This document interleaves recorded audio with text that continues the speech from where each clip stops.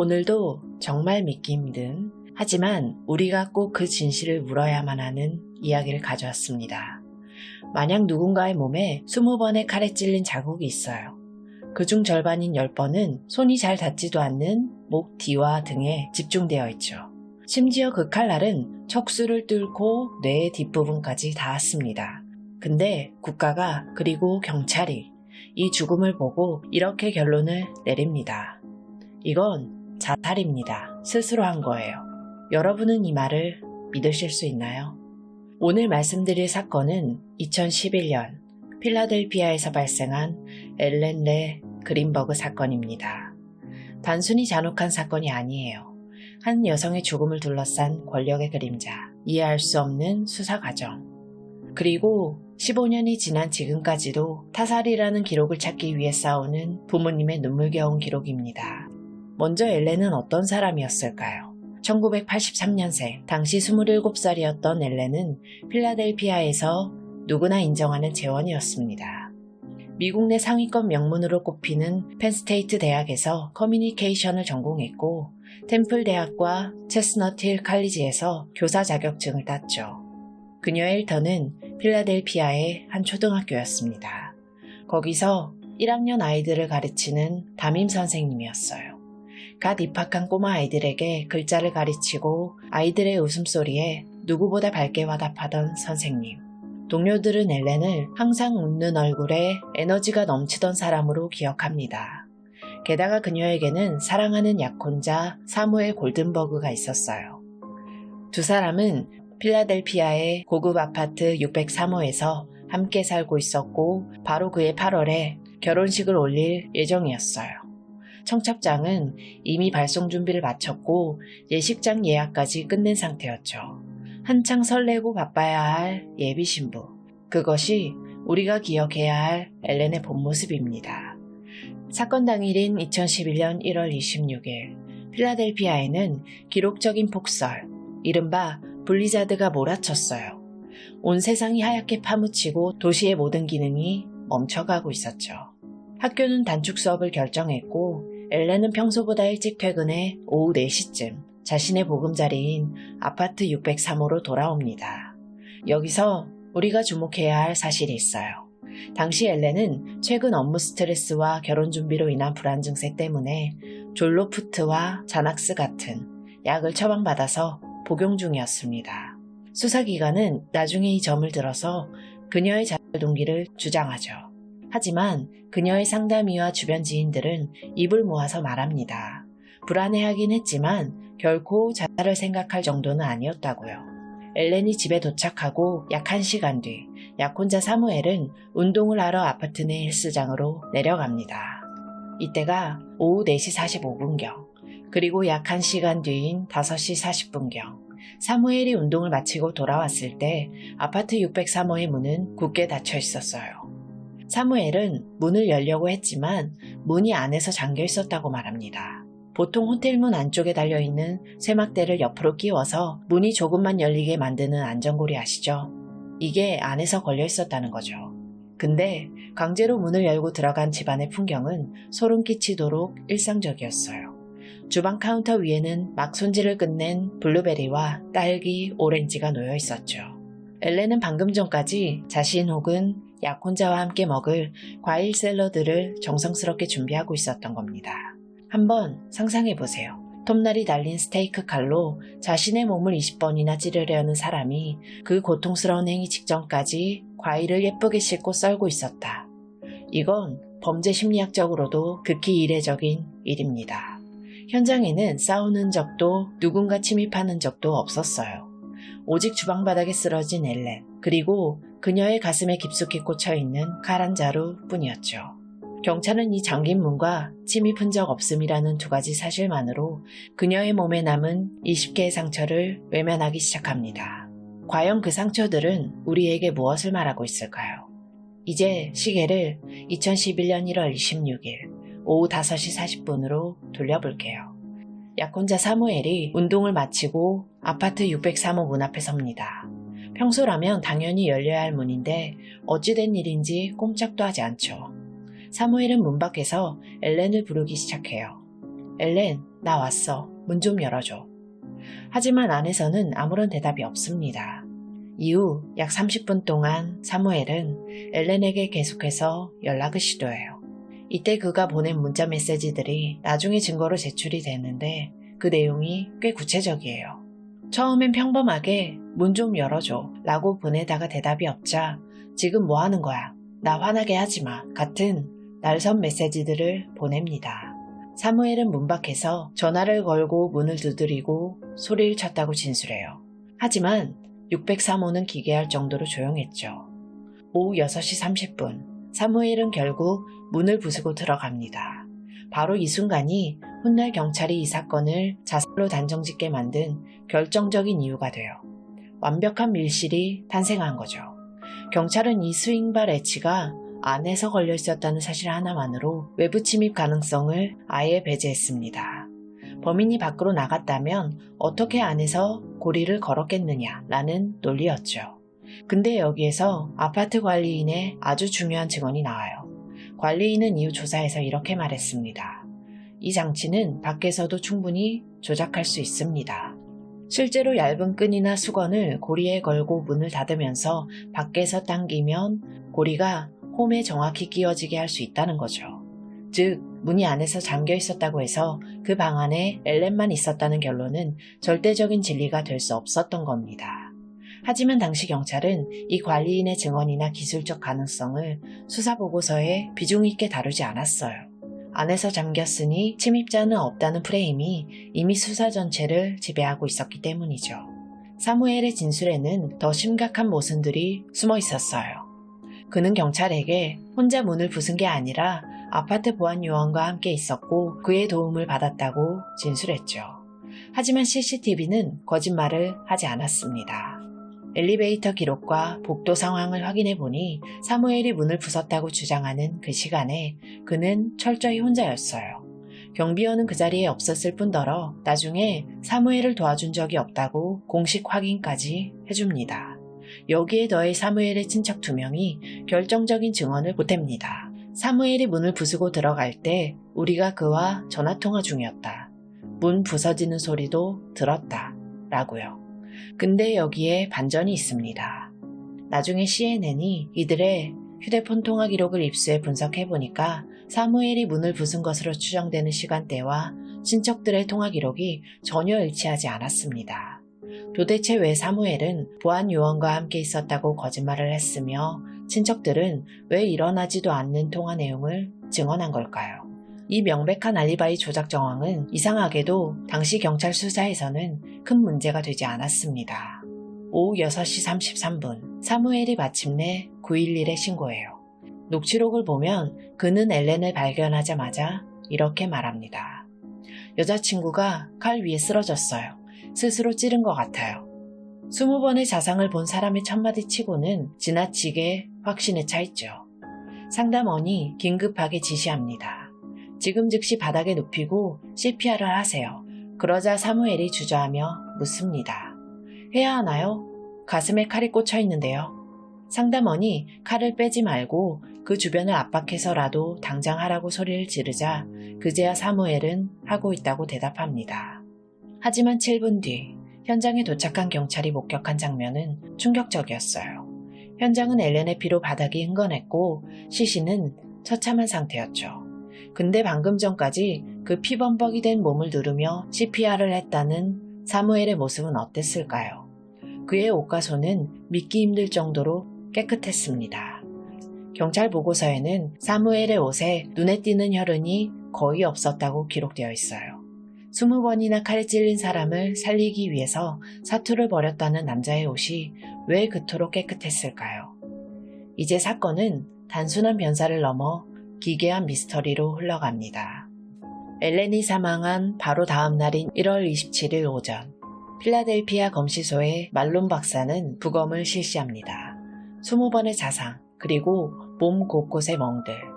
전문가인 박사가 내린 결론은 아주 명확했어요. 이건 타살이다. 당연한 결과였죠. 등 뒤를 10번이나 찔린 죽음을 보고 자살이라고 생각할 의사가 전 세계에 몇 명이나 있겠어요.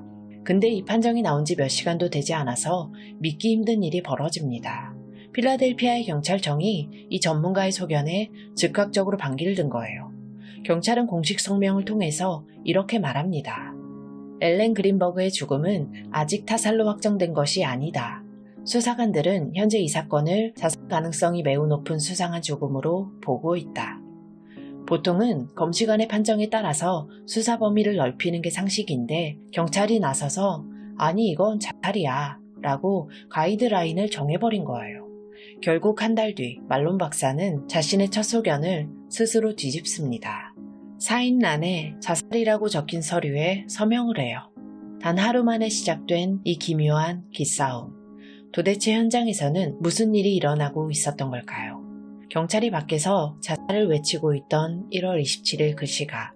사건 현장인 아파트 603호에서는 더 황당한 일이 벌어집니다. 사건 발생 채 24시간이 지나지 않았고 검시관은 타살이라고 하고 있는데 경찰은 아주 특별한 허가를 내줍니다. 이제 아파트를 청소해도 좋습니다. 이게 얼마나 심각한 일인지 아시겠죠? 타살 혐의가 있는 현장은 보통 노란 테이프가 둘러쳐지고 몇 달 동안 보존되어야 돼요.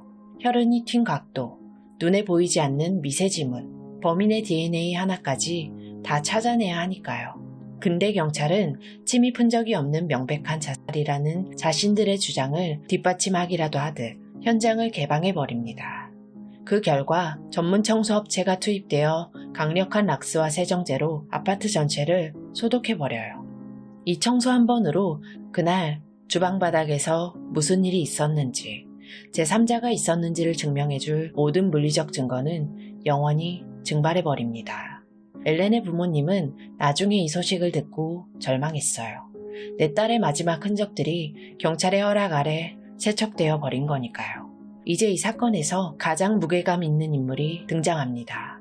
바로 약혼자 사무엘의 삼촌, 제임스 슈워츠먼이에요. 이 사람은 단순한 변호사가 아닙니다. 당시 펜실베이니아 사법규제위원회의 의장이었습니다. 이게 어떤 자리냐면 판검사들의 비리를 감시하고 직접 징계까지 내릴 수 있는 그야말로 지역 법조계의 최상위 권력자였죠.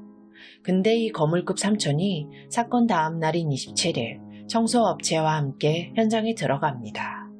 그리고 경찰이 정식 수색영장을 가져오기도 전에 엘렌과 사무엘의 개인 노트북, 업무용 노트북, 아이폰, 심지어 신용카드까지 챙겨서 나와요. 이때가 수사 체인, 즉 증거관리의 연속성이 완전히 깨져버린 순간이에요. 왜 경찰은 사무엘의 삼촌이 현장에서 신용카드와 노트북을 챙겨가는 걸 보고만 있었을까요? 하루 뒤인 28일에야 경찰은 삼촌으로부터 이 물건들을 넘겨받았지만 이미 24시간 동안 데이터가 어떻게 되었는지는 아무도 알 수 없게 되었습니다. 왜 삼촌은 그 급박한 상황에서 노트북뿐만 아니라 신용카드까지 챙겨야 했을까요? 무엇이 그토록 급했던 걸까요? 경찰의 고압적인 태도, 서둘러 허가된 락스 청소, 그리고 법조계 거물 삼촌의 빠른 행보까지. 이 모든 것이 엘렌이 숨진 지 단 하루 만에 일어난 일들이에요. 유족 측 변호인단은 나중에 이 과정을 증거를 오염시키고 수사 방향을 왜곡한 명백한 절차 위반이라며 강력하게 비판했어요. 이제 물리적 증거는 청소되어 사라졌고 디지털 증거는 외부인의 손을 거쳤습니다. 이제 남은 건 오직 하나, 엘렌의 몸에 남겨진 20개의 상처뿐입니다.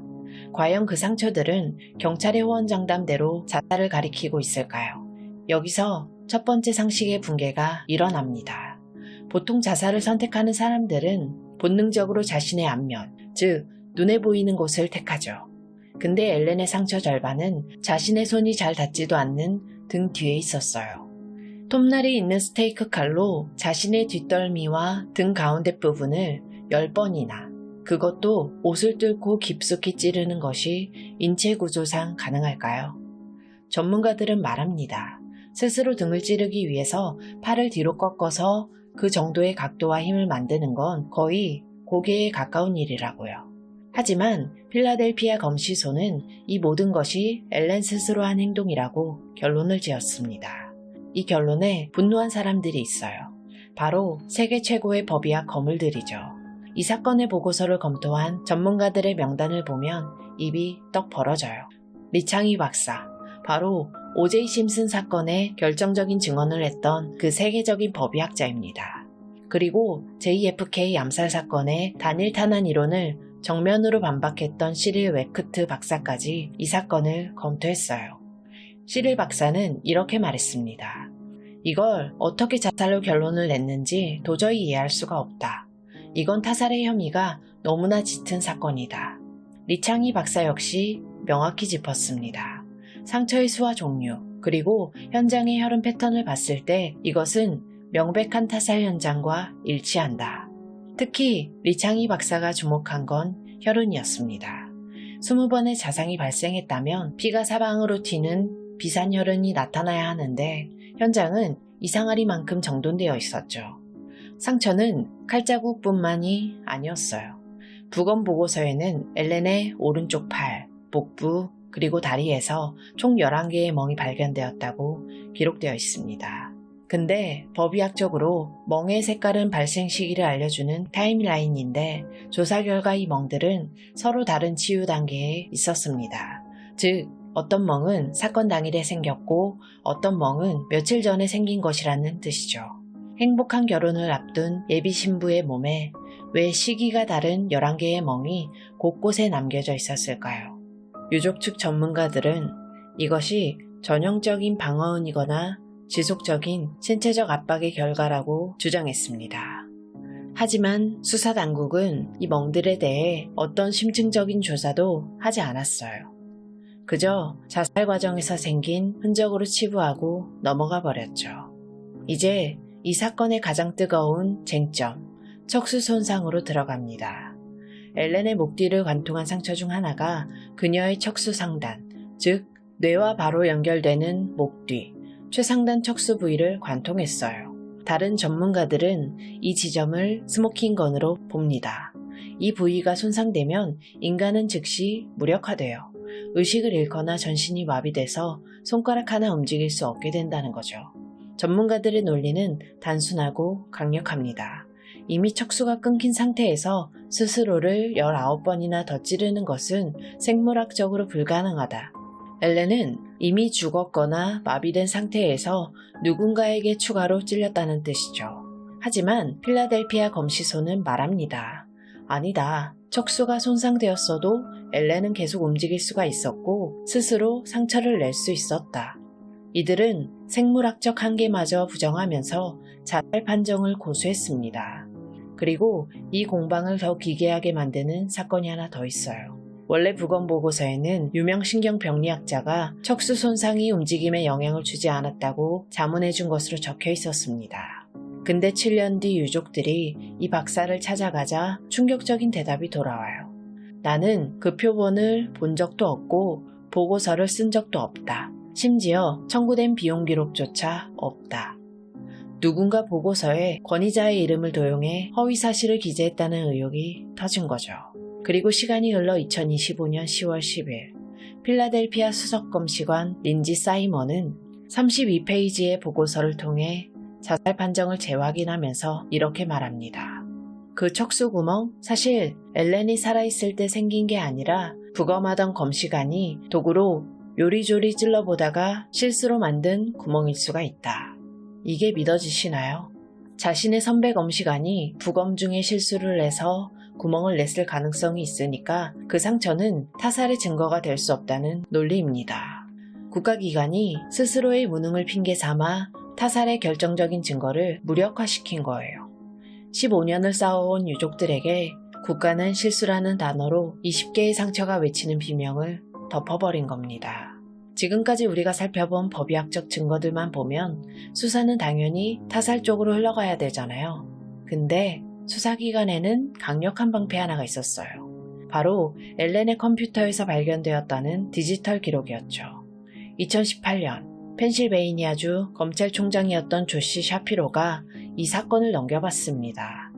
그리고 2019년 검찰은 사건을 다시 종결하면서 이렇게 발표해요. 포렌식 결과, 엘렌이 죽기 전 자살 방법을 검색한 기록이 무더기로 나왔다. 그들이 공개한 키워드는 아주 구체적이었습니다. 고통 없는 자살, 빠른 자살, 우울증 같은 단어들이었죠. 이 발표는 결정적이었어요. 사람들은 겉으로는 행복해 보였어도 속으로는 저런 검색을 할 만큼 힘들었구나 라고 생각하게 됐죠. 하지만 여기서부터 정말 이상한 일들이 시작이 됩니다. 엘렌의 가족과 변호인단은 이 발표를 믿을 수가 없었어요. 그래서 과거의 서류들을 처음부터 다시 훑기 시작했죠. 그러다가 기괴한 문서 하나를 찾아냅니다. 사건 초기인 2011년 필라델피아 경찰이 지역 컴퓨터 포렌식 실험실에 의뢰해서 받은 공식 보고서였어요. 거기에 뭐라고 적혀 있었을까요? 키워드 검색을 통해 자살 정보를 찾았으나 어떠한 주목할 만한 결과도 나오지 않았음. 2011년 경찰 조사에서는 아무것도 없다던 컴퓨터에서 수년 뒤 당시 검찰총장의 검찰 조사가 시작이 되자 갑자기 고통 없는 자살이라는 검색어가 쏟아져 나온 겁니다. 이게 어떻게 가능할까요? 여기서 우리는 다시 공백의 24시간을 떠올려야 돼요. 사건 다음날 경찰보다 먼저 엘렌의 노트북과 폰을 챙겨갔던 사무엘의 삼촌. 증거관리 체계가 완전히 무너진 상태에서 수년 뒤에야 나타난 이 검색 기록을 과연 순수하게 받아들일 수 있을까요? 도대체 왜 검찰은 이런 모순된 증거를 내세워서 사건을 덮으려고 했을까요? 2022년 7월 이 사건을 추적하던 인터넷 트루크라임 커뮤니티 사람들이 놀라운 연결고리를 찾아냅니다. 사건을 종결시킨 당시 검찰총장과 현장에서 노트북을 챙겨갔던 삼촌 제임스가 아주 긴밀한 사이였다는 정황이었죠. 삼촌 제임스는 법조계 거물일 뿐만 아니라 정치권에 유력한 인사이기도 했습니다. 당시 검찰총장이 주지사 선거에 나섰을 때 엘렌의 약혼자 가족과 밀접하게 연결되어 있었다는 사실이 드러나면서 이해충돌 논란이 폭발합니다. 여론이 걷잡을 수 없이 악화되자 결국 샤피로의 검찰청은 공정성의 외관을 해칠 수 있다며 사건을 다른 지역인 체스터 카운티 검찰로 넘기고 손을 뗍니다. 드디어 제대로 된 수사가 시작되나 싶었죠. 하지만 거기서 더 황당한 일이 벌어져요.